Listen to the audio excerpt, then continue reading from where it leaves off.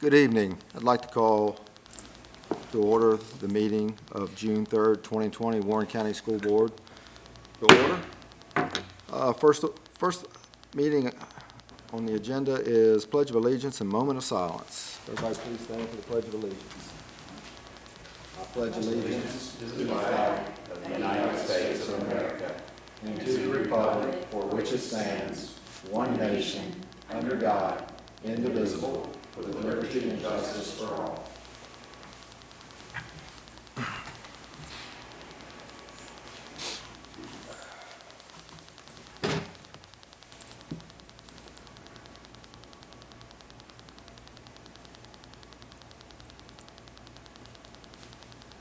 All right, the next item is accept or modify the agenda.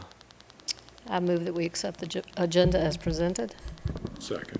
All those in favor? Aye. Those opposed? Hearing none, motion carries. Mr. Ballantyne, community participation. Do we have anybody email in?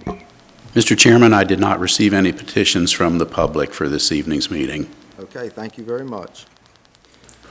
Next item is the consent agenda. Do we have a motion? Mr. Chairman, I would move that we accept the consent agenda as presented. Second. All those in favor? Aye. Those opposed? Hearing none, motion carries. Presentations, recognition of 2019-2020 Warren County Public School retirees. Ms. Shepherd. Thank you.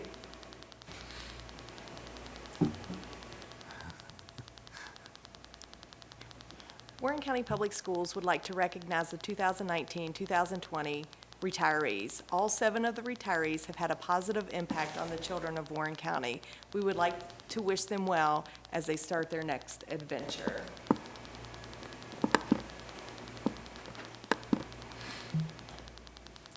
Typically, we would have our retirees here with us tonight. Yes. So this is the next best thing.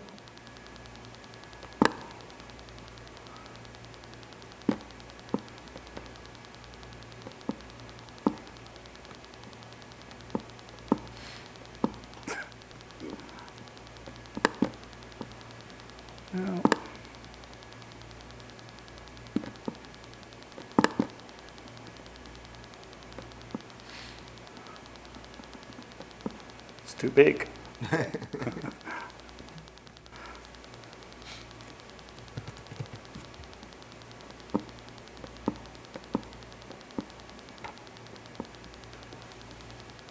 It's moving.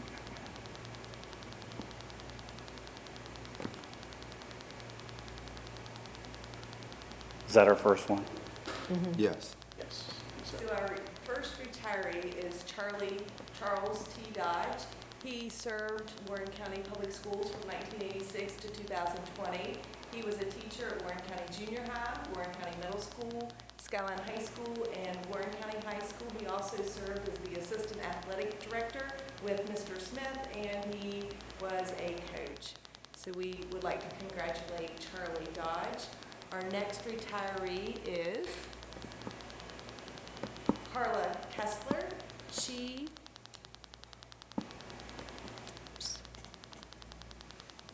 She served Warren County Public Schools from 2016 to 2020, and she was a teacher at Russie Jeffries Elementary School. Our next retiree is Pamela Martin, and she served us between 2007 and 2008 as an instructional assistant, and then she came back to us in 2012 to 2020 as a teacher. She has worked at Warren County High School, Warren County Middle School, and Skyline Middle School. Karen Musser, she was a teacher at Russie Jeffries Elementary School from 1999 to 2020. She served all of her years at Russie Jeffries Elementary School. Janet Myers, she started work in Warren County in 1993 and worked here until this year. She was a teacher at Warren County High School, and her recent employment was the coordinator of gifted and fine arts at the central office.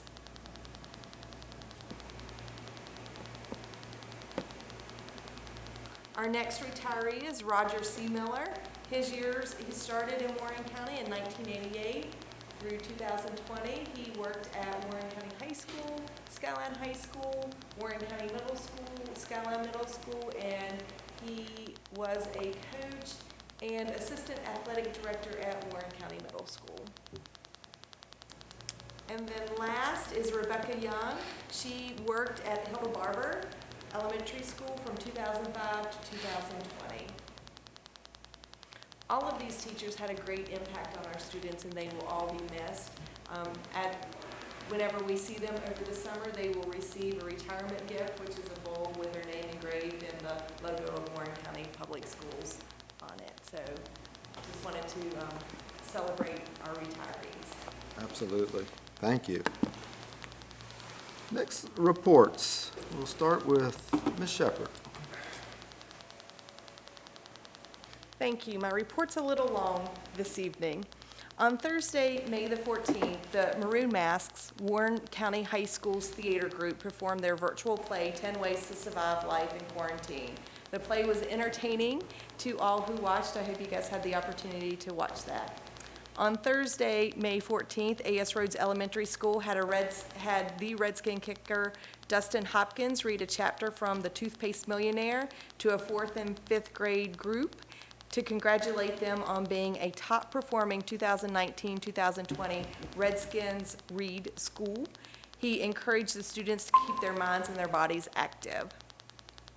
Most of our elementary schools had a drive-through graduation. Images of LFK's Leslie Fox Kaiser's graduation was in the Royal Examiner, and the number of cars that were lined up for the drive-through graduation was amazing. Martin's donated $1,344 to our feeding program to help continue to feed the children in Warren County, and their donation was greatly appreciated, and I think you'll see that a little later on the agenda. We are going to continue the emergency child care program through the month of June for our essential employees. On July 1st, Warren County School-Aged Care will open their normal fee-based program for parents needing child care for the remainder of the summer. We have submitted the information for the child care expenses for FEMA reimbursement to the county representative. At Tuesday's Board of Supervisors meeting, they approved funding for the bus driver's hourly rate, so we will be able to continue our food delivery program through July and possibly August. And I would like to thank the Board of Supervisors for continuing to support the children in our feeding program.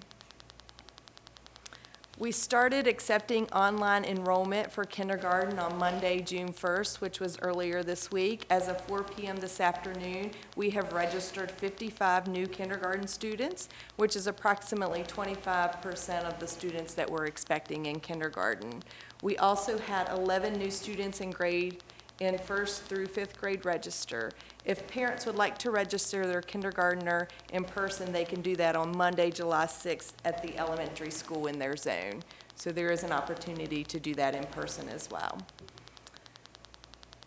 The 2019-2020 Warren County Anti-Litter Council awarded 2 winners to Warren County Public Schools. The second place winner was the Warren County High School English learner class, and the first place winner was the Skyline High School Green Team. These organizations have taken the initiative to make our community a cleaner and more attractive place.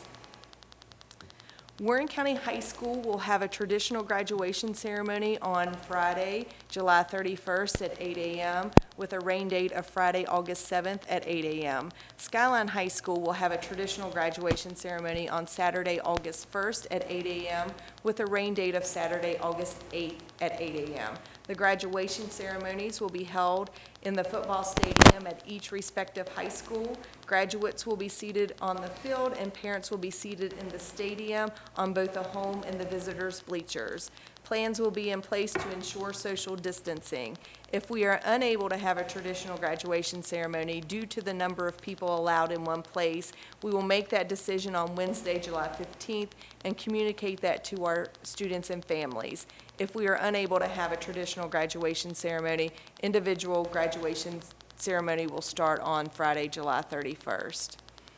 Warren County High School will honor their seniors entering the military with an individual graduation ceremony on June 12th, starting at 9 a.m. The last official day of school is Friday, June 5th, which is this Friday. We will be sending report cards home electronically for parents who have signed up for parent access. If parents do not access the report card by Friday, June 12th, we will be mailing them home. And last, this has been an interesting year with unique challenges. Overall, I think we've had a successful school year. I would like to thank all of our teachers and support staff for staying connected with our students during the last quarter of the year and providing meaningful instruction. I would like to thank our parents and families for hanging in there and continuing their children's education during this pandemic. I hope all of our students have a great summer and remember to read every day and work on their math skills. And we are looking forward to seeing them for the start of the 2020-2021 school year. That's all I have. Okay, thank you very much. Dr. Pence. Hey, thank you. Not too much new. I think I would just like to send a thank you and let you guys know what Mountain Vista Governor School is doing for their seniors. They, from both campuses, went around to each of the graduating seniors that wanted to participate and delivered yard signs and little 2020 gifts from the governor's school. So they did kind of a little caravan for that. They also typically will have an ice cream social for incoming students to the governor's school. This year, of course, they're not able to do that. So they've done a video that basically will introduce a little bit about the governor's school, the teachers that are there, and they're hoping to just alleviate some concerns on students coming in. So that's one thing that they're doing. And so Dr. Williamson and her staff are doing a great job with that.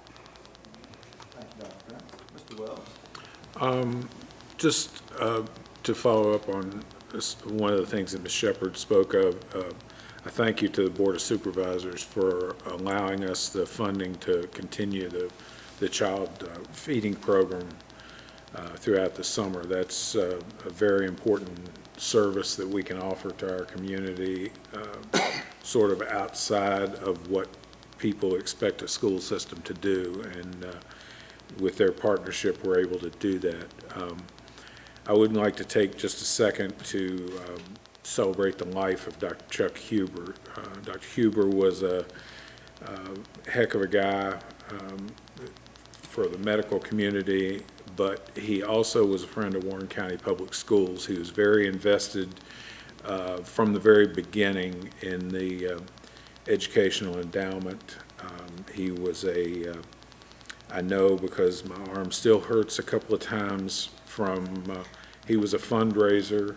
When it was time for the golf tournament, he made sure he stopped by to see if you were still going to sponsor that hole and that kind of thing. And he had a way of presenting that to you that you felt like you needed to do it. He was also very instrumental in the Project Lead the Way, the biomedical program, and in convincing Valley Health or talking Valley Health into funding that. So once again, we've lost a fine member of the medical community and a fine friend of Warren County Public Schools.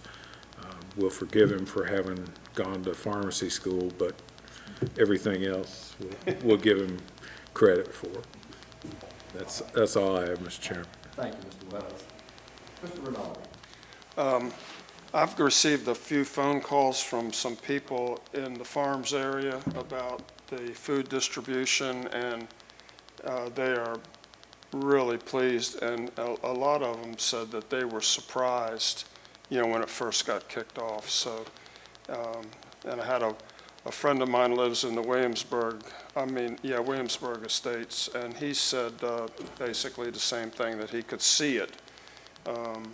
So that's a good thing, and I thank the Board of Supervisors for approving the bus driver increase for that, so that helps out. That's all I have.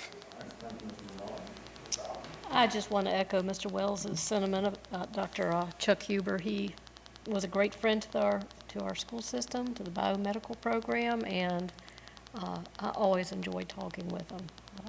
Just a great person and a big loss. So, just a couple of things. One, I was talking to a teacher out of Falk here, and she was so excited and pleased of how well our online went. She goes, it's phenomenal to me, because you think of Warren County being this little community, but she was just like, she couldn't quit calling. So I thought that was very nice, being she's a school teacher from another district. Had the opportunity to talk to a student who's going to graduate from Skyline, and they were pleased with the way it's going to work out, assuming everything keeps moving forward. So that's good news.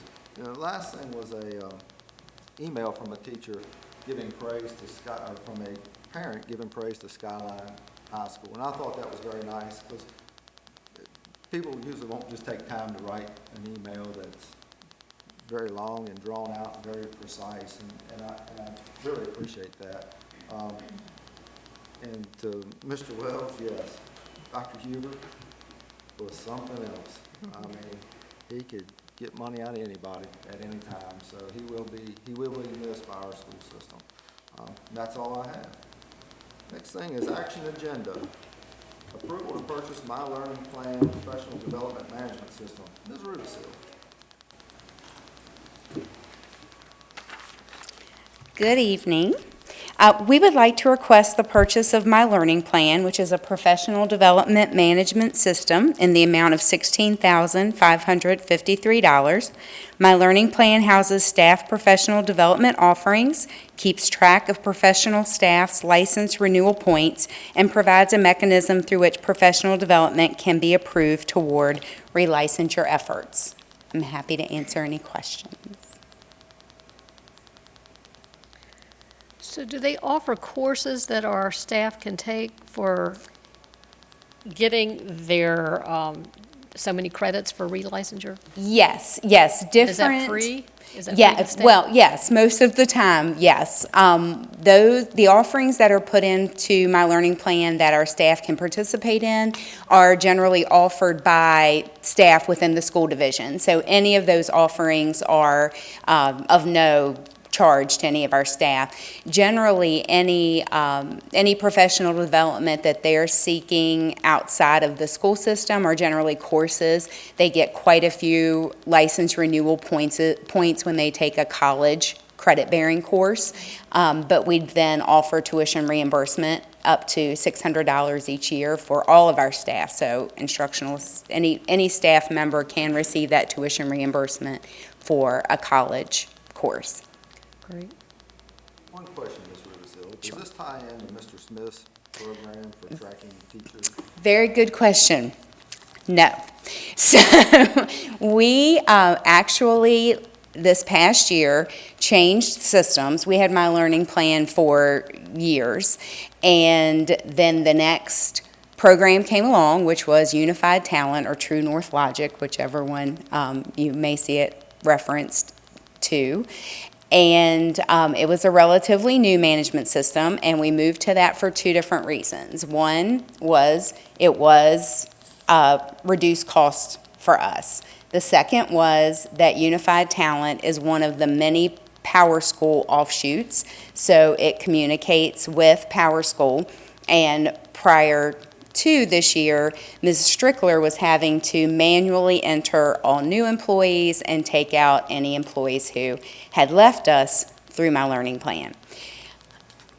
Unified Talent is the example. Now, two completely separate things. The personnel part that Mr. Smith's department purchased is completely different than the professional development management piece, and are run by two different subgroups of people. And I made sure to go to Mr. Smith.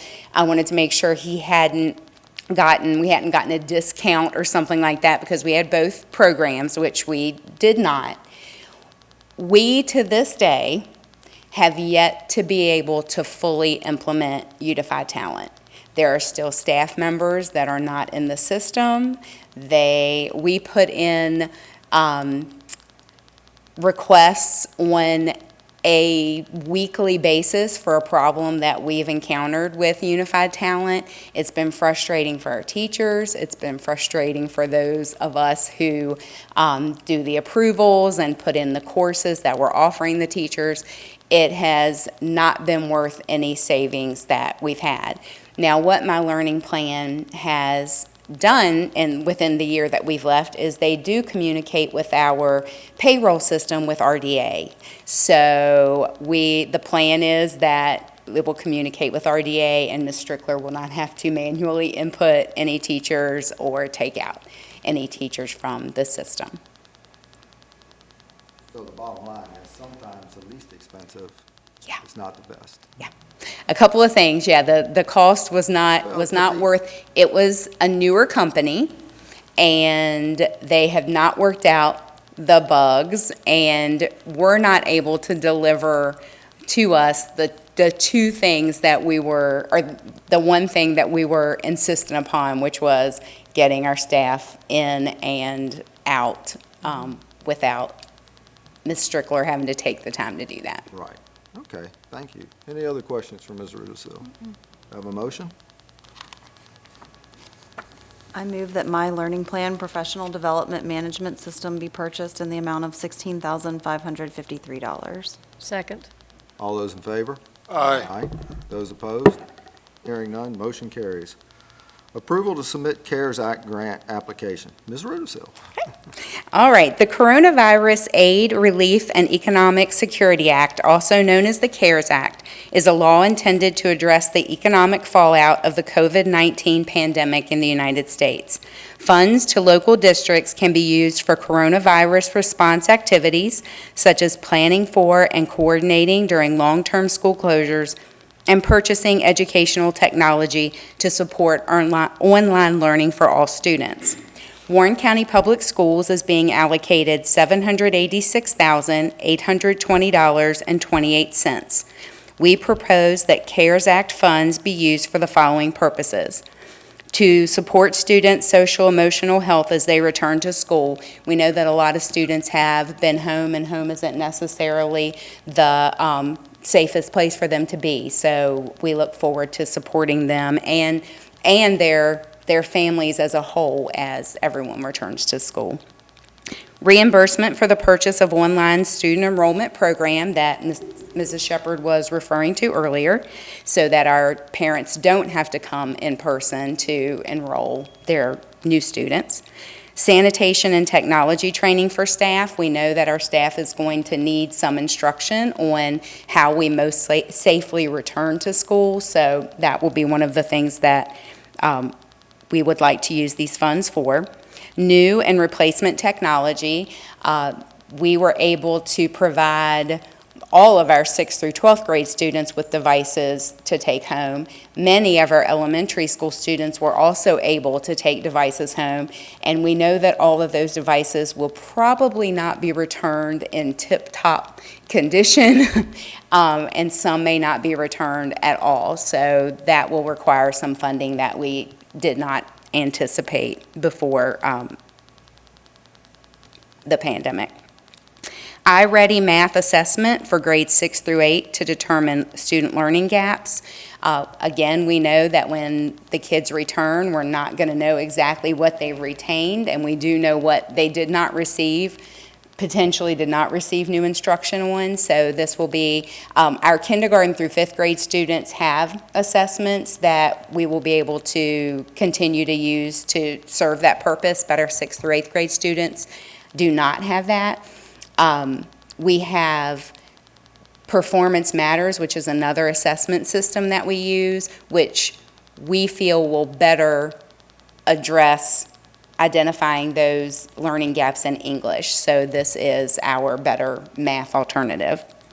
And then after school and summer programs. We know that across the board, pre-K through 12, there are different needs that our students are going to have as a result of missing so much instruction. So a portion of that money we would like to allot for summer programs and after-school programs once we are able to get started. At the elementary level, we've actually begun or we'll begin next week planning some virtual summer programs in hopes that at least will be, and those will be available to all of our students. Any questions? I don't have any. Anybody have anything for Ms. Russo? Yeah, I almost hate to bring it up, but it's our division. This money is already allotted to Warren County Public Schools. Correct. So we know the misunderstanding that's going on between the town and the county over CARES funds. We wouldn't be held up by, No, that these or are anything. specifically designated for school systems. So this is money that goes directly to the school districts. And a portion of this money, which I didn't mention, and a larger portion than some of our other federal grants, how that happens, a portion goes to our area private schools as well, but it's all designated for school funding. And this money will flow through the Virginia Department of Education. That's where we will request reimbursement. Yeah. okay, thank you. A motion? Sure. I move that the CARES Act grant application be submitted to the Virginia Department of Education for approval as written. Second. All those in favor? Aye. Aye. Those opposed? Hearing none, motion carries. Presentation of Title I, II, III, and IV grant applications. Ms. Rudisil. Okay, so I come to you all annually to get approval for these particular grants. There, if you were able to look at any of the attachments, some of them are very large documents, so I just want to present those to you this evening and highlight a little bit about what each of those grants, what we hope to use that funding for. And that is also attached on the agenda items. I'm not going to read through them all, but I would like to just highlight a few of them. So the Title 1A, 2A, 3A, and 4A applications seek federal funding to improve basic instructional programs, teacher and principal training and recruiting, support for language instruction for our English learners, and to increase capacity of divisions to provide all students with access to a well-rounded education. And we propose to use the funding from these federal programs for the following. Title I funds, we currently employ 6 full-time instructional coaches at 4 of our elementary schools, not 5, because A.S. Rose does not qualify for Title I funding. It's based on the percentage of free and reduced lunch students that you have in that particular school. We employ 6 full-time Title I instructional assistants. There is an allotment, a certain percentage of the funding that is required to go to family engagement activities, and these programs are all generally remediation programs. That's the focus of Title I funds. Title II funds are for teacher and principal training and recruiting. We employ 1 full-time class size reduction teacher at the elementary level so that we're able to keep where the biggest needs are, the ratio at 18:1 or less. So that's how we are able to employ that. We are also requesting, or would like to request, a new position, and this would be a central office position. Really has been a needed position for quite some time, but in light of all that has happened with students being home and the focus on online instruction where we're able to provide it, we are seeking a grant-funded position, which would be called a technology integration coordinator or something like that. That is the tentative title. But this person the focus would be instructional technology. Mr. Grant is pretty busy with the infrastructure and the hardware part of technology. So again, this person would work as part of the instructional resource team. Their focus would be to assist the technology integration coaches that we have at each of our schools. Not every school has one full-time. Our elementary schools share technology integration coaches and would also be directly involved with mentoring for teachers so that we are providing the most effective online instruction that we possibly can. And Title III is for our English learners. A bulk of that grant goes toward training for our new teachers. All of our teachers have received what's called WIDA training, which is the EL standards that teachers are to be familiar with. And so all of our teachers, all of our administrators have been trained, and then we have a cycle as second-year teachers. Everyone is required to participate in that training so that we continue to keep our entire staff trained in that. There's also parent outreach that is done through that grant, and also tutoring for our EL students. Title IV is to support well-rounded education and the effective use of technology. We will use this funding to provide summer enrichment programs and/or remediation programs, and again, we can also use this funding for after-school remediation. The words that Mrs. Shepherd has used repeatedly is to have a robust program for those things, not the general 1 or 2 weeks here and there, but to really provide some instruction to fill those gaps for students, and enrichment programs to keep them excited about returning to school. So that's another part we want to make sure that we don't forget. Again, this will, for the new technology position of which I've spoken, that will be partly funded through Title II grant money and partly through Title IV, which a focus of that is on the effective use of technology. And then we provide positive behavior intervention and supports for all of our schools, so funding to help keep those positive discipline programs running in all of our schools. That's a lot to digest, which is why I'll leave that to you all, and then at the next meeting, we will request approval to submit those grants. But we will not know if they're fully funded. Not till July 1. No, not until, we will submit them prior to June 30th, and then we will, now I have spoken to the representatives at the state. The only new thing in our grant application is the new position that we would be requesting, and I've already spoken to both the Title II coordinator and the Title IV coordinators at the state to see if that would be an allowable way to use that grant funding, and they both were very supportive of that as part of those grants. Is there any advantage to putting in sooner than that? It's not Most certainly. The sooner we get them in, then the sooner we are able to receive the funding. I would Anybody suggest that we have an issue Motion with tonight? the motion? go Oh, ahead fabulous. and put it forward. I don't foresee an issue, being as we really don't know what we're going to get till we Right. get it. But we can move forward a lot quicker. And we are also able to amend these applications. So if something would happen, then we are able, once we've made the initial submission, which is the bulk of the work, then we're able to amend the grants, should we see our direction go in a different way. They always treat it kind of as a work in progress. Yes. from what I see. Okay. The Title I grant alone, I believe Ms. Strickler did 21 amendments to that grant last year. Wow. You want me to try to make a motion? I would move that we accept and go ahead and file the Title 1A, 2A, 3A, and 4A applications as presented this evening. Second. Second? All those in favor? Aye.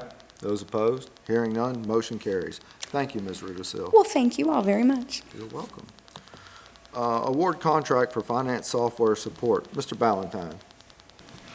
Good evening. A little earlier this evening, you heard Ms. Rudisil speak about the My Learning Plan, which tracks our professional development, and how it will communicate with RDA. Well, that's what I'm here to talk to you about tonight is RDA, or as it's now known as Open RDA. And it's a software system that we've used for our financial management, payroll, accounts payable, revenue, all those different finance functions since the early 1990s. Now, what we use today looks nothing like it did back then, as with any software or computer programs. We now have a web-based program that during this recent pandemic, when employees were required to work from home certain days, they could access it.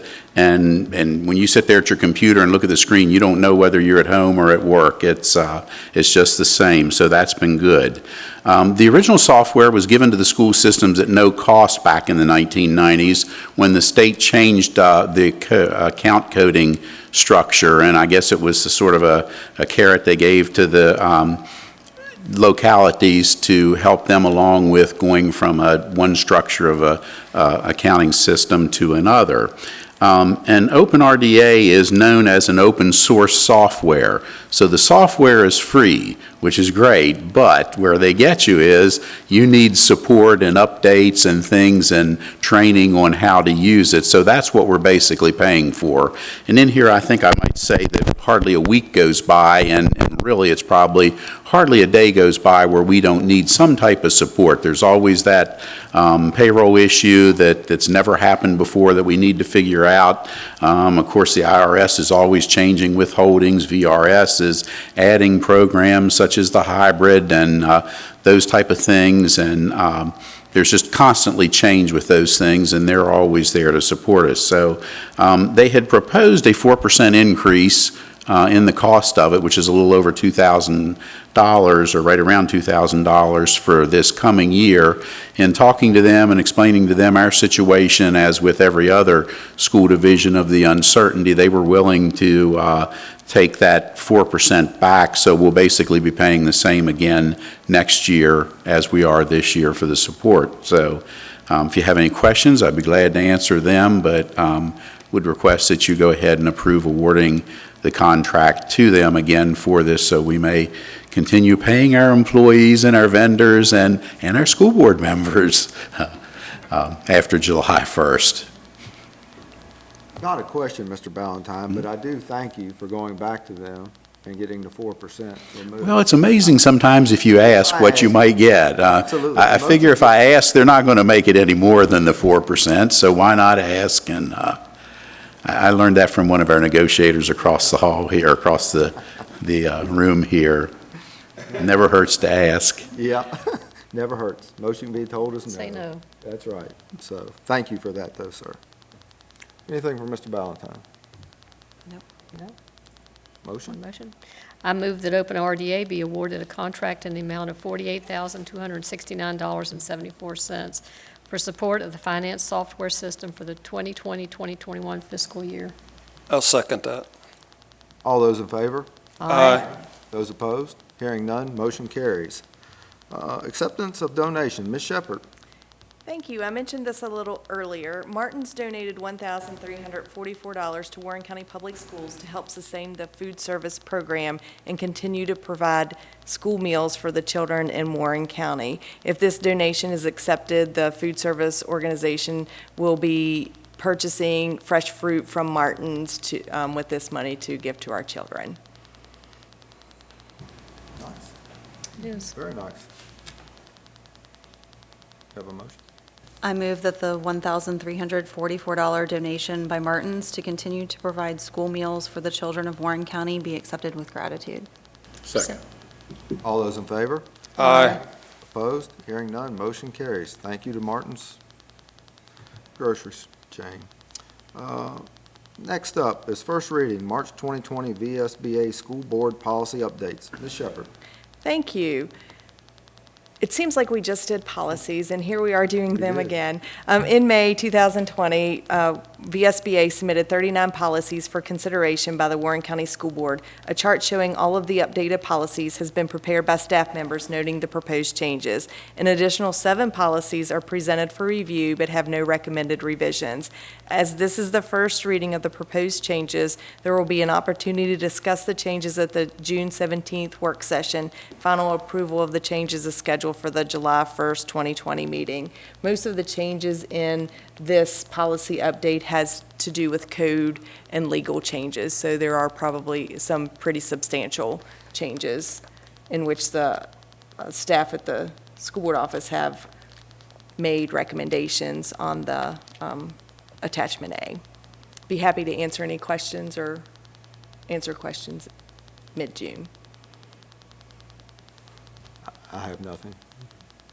No, I would assume that they're all still valid, even with what has occurred from May through now. They are all still valid, yes.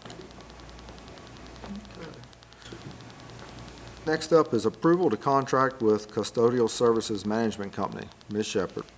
Thank you. On May 13th, 2020, 8 proposals were received for a custodial services management company. The Custodial Service Management Company Selection Committee, comprised of 2 school board members, 2 principals, the director of facilities, and the interim superintendent, selected 2 companies to present their proposals based on qualifications, experience of firm, project plan, client references, and pricing. On May 7th, 2020, the 2 custodial management companies presented their proposals to the committee. The Custodial Services Management Company Selection Committee selected Sodexo Operations, LLC, to recommend to the school board to provide custodial services for Warren County Public Schools for the 2020-2021 school year. The negotiated agreement includes a 12-month initial contract in the amount of $2,051,725, which will be paid in 12 monthly installments. Sodexo Operations LLC will employ the current custodians and will pay them their current wage. Sodexo Operations agrees to provide health insurance and a retirement plan for their employees.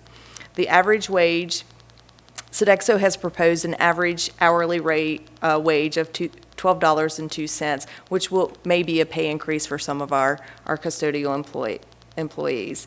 This is a recommendation by Sodexo to reduce turnover and provide stability. Sodexo is including $223,000 in capital equipment, which equates to $74,000 per year, which is included in the cost for the first 3 years. If we do not need to spend the money on the capital equipment, we will see a reduction in the annual fee. For example, if Sodexo only needs to purchase $60,000 worth of equipment, we'll only pay $20,000 for the first 3 years instead of the $74,000, which is included in the price. Sodexo's goal is to ensure continuity when custodians are absent, so they will have a trained substitute cadre, which will fulfill the responsibilities of the absent custodians. Sodexo will be implementing a true head custodian model, so principals will have a point person in each school as their contact.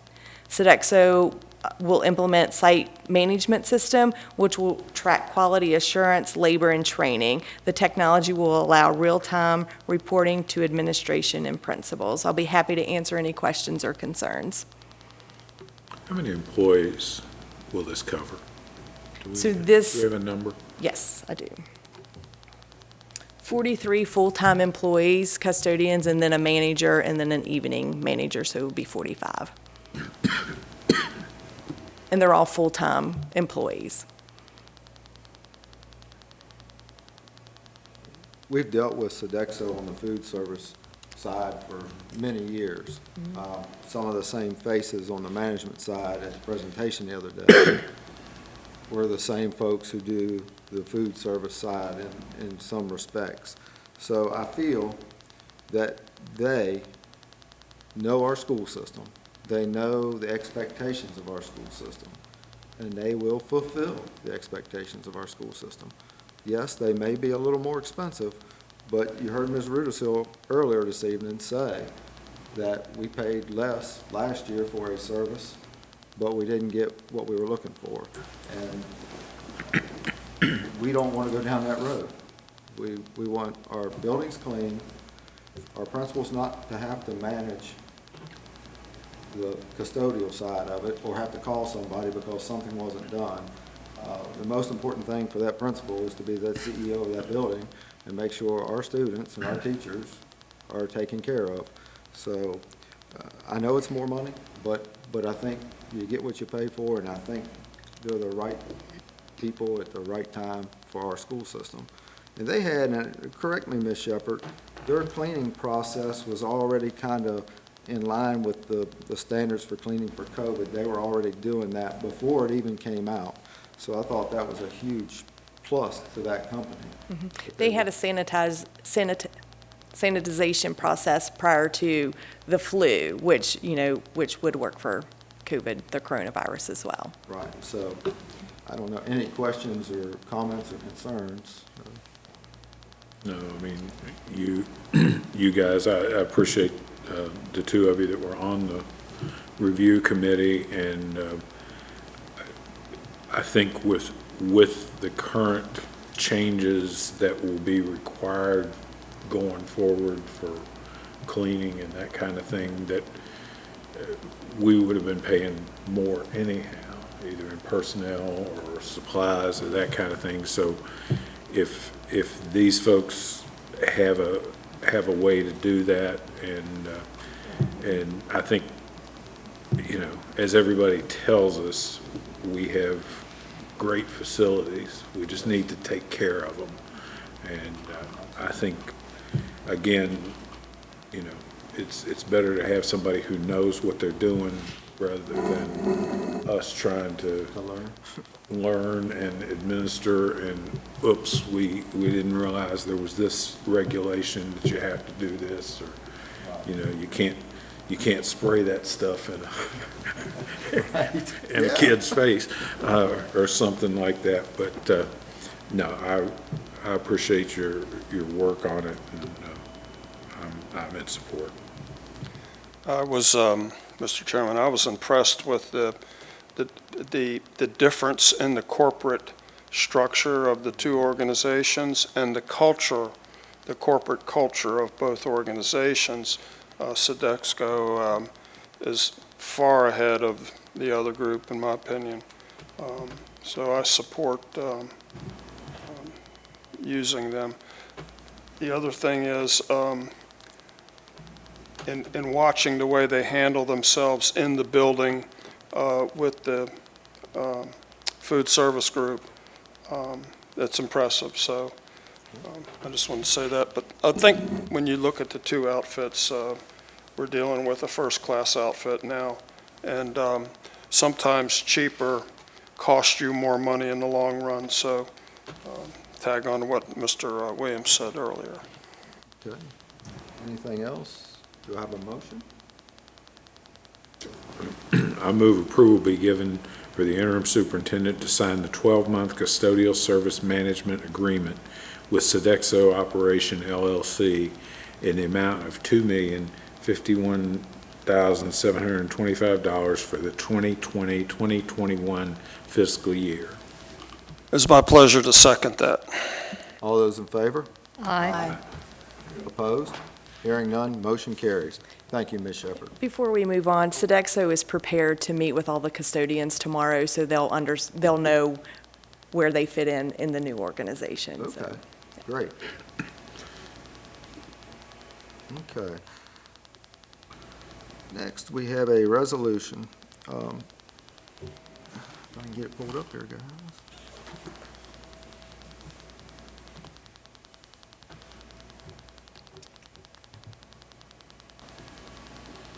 All right.